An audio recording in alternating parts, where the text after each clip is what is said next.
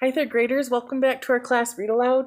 Tomorrow, girls, Behind the Gates. We finished chapter 7 yesterday, and that's when we learned that the girls found out what their jobs are going to be, and we know that Louisa, she has the kitchen duty, and Evelyn told her, make sure you scope everything out. I want to know everything that you see. And when they got back to the room, actually Rosie, she was kind of just joking around with Louisa, like about going to the mall and going to the movies and just being lighthearted and having fun, even though they know that that's not possible. Okay, we're on chapter 8. Here we go. At breakfast next Saturday, I was standing by the buffet table wearing a stained white apron with straps that tied at my neck and the hem that fell just past my knees. I'm about to scoop a large bowl of fruit salad into small white bowls when Mrs. Brewster stands at the front of the room and calls for silence. She had an important message and announcement. You girls will be spending this weekend in a very special class, Mrs. Brewster says. A low murmur of disappointed grumbling traveled across the cafeteria. We've been so busy this week that everyone is purely exhausted, and they were looking forward to some time off. Now I have some mixed feelings, though. I'm tired too, but I wouldn't mind some time to just chill. Yet I leaned forward, interested to hear what Mrs. Brewster will be saying next. Country Manor was definitely full of surprises. These special classes all involve outdoor survival skills. Your class assignments are listed on the bulletin board there by the door, Mrs. Brewster told us. Check for your classes after you finish eating your breakfast. There was no way I can wait until I eat before checking my class assignment. I was just too excited. So going directly to the board, I give a little fist bump of excitement when I see that I got to report to the pool. Yes, I'm finally going to see the famous CMS Olympic-sized swimming pool. I rush through my kitchen chores and then hurry to my suite to grab my purple tank suit and put it on underneath my shorts and t-shirt. I meet Maddie in the bathroom when I go for a towel. I'm going to the pool, I said excitedly. And what class do you have? Tent raising or some stupid thing like that, Maddie answered sourly. It's in the forest. Are you okay? I asked. Fine, Maddie murmured. Are you sure? I press. Yeah, whatever. Maddie waves me away. Go, you don't want to be late. You're right, I agree, after already moving out of the bathroom with one of our plain white towels in my hand. Have fun at your class. I'm sure it will be a blast, she grumbles. As I hurry out of the dorms and towards the pool, I wonder why Maddie can't just get into the spirit of things. What's got her so bugged? The first floor of the pool building was a changing area, and an expansive room that linked and lined up with lockers. I noticed that no one had put a lock on any of the lockers, and at first, I hesitated. What if someone takes my stuff? Back in my old school, theft was a really big problem. But then I rethink it. What do I have left that anyone would want to steal? And even if they did steal my shoes or something, I would pretty sure I would spot them eventually. So I quickly undress, get into my bathing suit, step into my flip-flops, and throw my towel around my neck. I see a sign with an arrow and the word pool. I follow it down some dark, dungeon-like steps. The sounds of the girls' voices were vibrating around the pool echo, and I could tell that I was getting closer. When I passed through the entrance at the bottom of the steps, I felt a rush of excitement. There it is, aqua and shimmering. No lap ropes to disturb the serenely sparkling field of blue. It was completely as I pictured it. But a second glance revealed something totally unexpected. Canoes? 4 of them lined up at the 3-foot end. 2 girls were seated in each canoe. Several more girls were sitting on the edge, and their legs were in the water. Devi was in a blue tank suit. Emuel was there too, also in a bathing suit, assisting her. Emuel smiled at me when I entered the pool area. Devi was standing at the pool's edge. She was wearing water shoes and had a whistle around her neck and a clipboard in her hand. You're late, she states evenly when I approach. I apologize to you in the class, I say. It won't happen again. In the last week, I've learned that this is the expected response to the charge of lateness. That morning I was delayed because after breakfast, the girl I was working with in the kitchen, Annie Abad, had cramps and she had to sit down. She wasn't feeling well. That left me to finish both of our jobs. There was just no use in saying this to Devi, though. No excuses, no matter how valid or how true, were acceptable. And the fact is, I'm not actually late at all. I was exactly on time. But at CMS, on time is late. We are expected to be at every class and event 5 minutes, 10 minutes is even better, early. This rule makes Maddie go nuts. You're either on time or you're not, she insists. I see the point, though. When the class or whatever starts, we're then already ready, focused, and good to go. I join the girls at the end of the pool and listen as Devi picks up the oar. If you are seated in the back of the canoe, you are the stern. That makes you the helmswoman, which means you are in charge of steering. The person at the front, called the bow, is simply providing power forward. The first thing the helmswoman must know about steering the boat is how to do the J stroke. Devi then demonstrated how to do it. Then the crew in the 4 canoes going out into the pool tried it too. There was a lot of laughter as the girls were colliding into one another. It was clear that keeping a canoe on course was not as simple as it looked. After those girls practiced, another group took a turn. Finally, it was my turn to get into the canoe. Getting into the tippy boat was not easy. I had to keep my weight low and even when the canoe was rocking side to side. I was assigned to sit in the back to steer, while Teresa Balmer, she gets to be in the bow. I can't resist dangling my arms into the cool water. It's so refreshing. I can almost cry with delight. This pool water was bringing back so many good memories. Happy days spent swimming with my family, the thrill of competing when I was on the team. At the end of the 4 hours, we learned how to steer, turn, back up, and hold the canoe in stationary position and bring the canoe into a narrow docking space. The last lesson was the most fun, though. We got to take the canoes into the middle of the pool with 3 girls in each boat this time.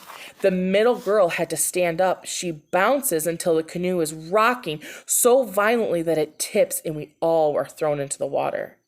This we were told is called capsizing. We are then taught how to right the boat once more very quickly, swimming back to it before it takes on too much water and sinks. We station ourselves on one side and all at once press our weight down until the opposite side of the canoe pops up. It was sort of thrilling when the opposite end starts to come up, dumping a ton of water on us. Then it plops over with a tremendous splat, spraying us all again once more.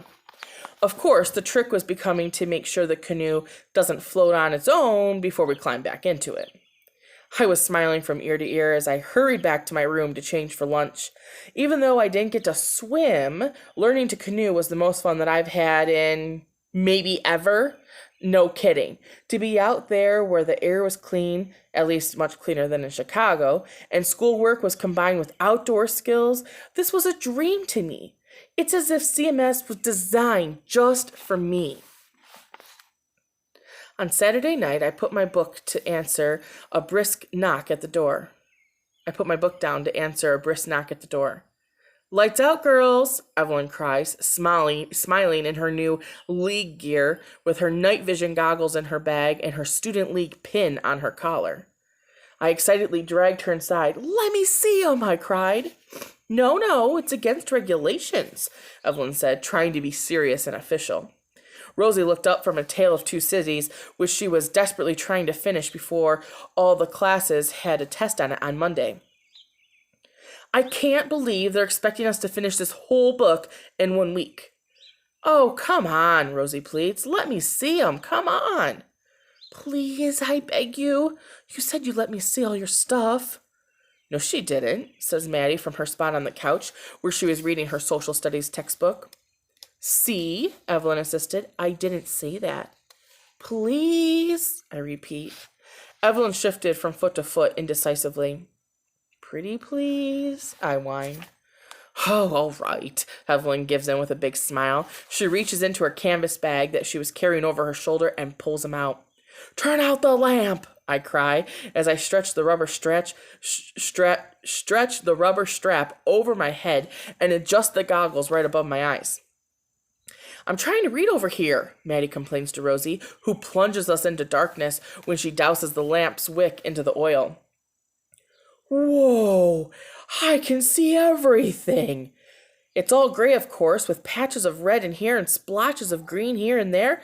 Just in the same, I can see everything fine. This is amazing, I say. I feel like I'm a soldier or something. Okay, let me try, Rosie requests. Now, she started trying to act cool. I mean, can I try? But I could tell she was excited. Come get them, I say, knowing full well she couldn't see me, but I could see her. Very funny, she replies. Bring them to me. You're the one that can see. Moving as silently as I can, I sneak over to where Maddie is on the couch and poke her in the arm. Maddie shrieks loudly. Quiet, Evelyn said in a hush, worried voice. You're going to get me in trouble. Sorry, Maddie apologizes. Some idiot nearly scared me to death by poking me in the dark, and I'm pretty sure I know who it was. Can't you take a joke? I said, annoyed. Can't she just have fun for 2 minutes? Give me the goggles, Rosie prodded. Yeah, give them to her, Evelyn says. I have to get going. I find Rosie and I take her on her arm. Here, I say, handing her the goggles. Whoa, Rosie says when she has them on. I need a pair of these. Totally must have these. After a few minutes, she offers them to Maddie. Want to try? Nah, it's all right, Maddie declines half-heartedly. I don't want Evelyn to get in trouble. Rosie lights the oil lamp once again and takes off the goggles. Thanks, Evelyn, she says, handing them back. All right, guys, gotta go, Evelyn says as she returns the goggles to her bag. The lamp has to be turned off in 5 minutes, she adds. Yes, ma'am, I say with a little salute.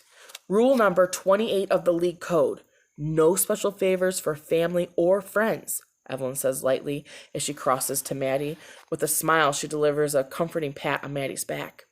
Maddie returns Evelyn's smile with a look of genuine affection, and this surprised me. I hadn't realized that the two of them had gotten so close.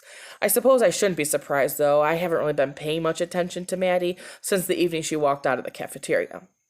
Has Maddie been confiding in Evelyn? Actually, it makes sense.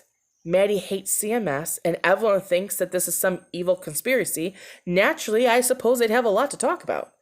A jolt of jealousy hits me, but it quickly passes. Fine, I think. It's about time you make some new friends and don't rely on me for everything. Sunday is a half day of classes, morning only, but I have to be up at 4:30 for my second week of kitchen staff duty. I hope the next time I pull this assignment, they'll give me lunch or dinner duty. Getting up every morning before dawn is killer. Why are you up? Maddie mumbles, rolling over in the top bunk. It's Sunday. Well, you still have to eat breakfast on Sunday, don't you? I reminded her. At 5:30 in the morning? Maddie grumbles. Why can't this place give us a break? Haven't they ever heard of the weekend? This place is nuts. I'm skipping breakfast. I need to sleep. You're not allowed to skip any meals, I remind her, pulling the pillow over her head. She made a soft sound that was between a scream and a grunt. Kind of a roar of deep displeasure, I suppose. This place is the pits, she declared before rolling over to face the wall. Sorry you think so, I muttered as I left the room and hurried down the stairs to begin my trek through the early morning fog. Today, Annie Abadi was feeling much better, so we had a full crew and we were able to get out on time. I arrived at the pool a full 10 minutes early, as expected, and in the water 4 canoes once again were floating side by side. I wondered what was more to learn about canoeing. Almost as though she had read my mind, Devi says, now that you know the basics, the most important thing for all of us to do is now practice. So that's what you'll be doing today. We're split into 3 girl teams and given a series of challenges. The teams that rowed to the opposite end of the pool had to switch positions without capsizing, turn, row to the center of the pool, then stand up to tip the canoe, and right to it again, and row back in the best time wins. Devi and Amuel held up their stopwatches to indicate that they were timing this event. My team can't stop giggling during the capsizing part, but everyone is shouting and laughing all on all the teams, and we came in second place. I had even more fun than I did on Saturday. And actually, being in the water was amazing. To be surrounded by this flowing coolness, to float weightlessly.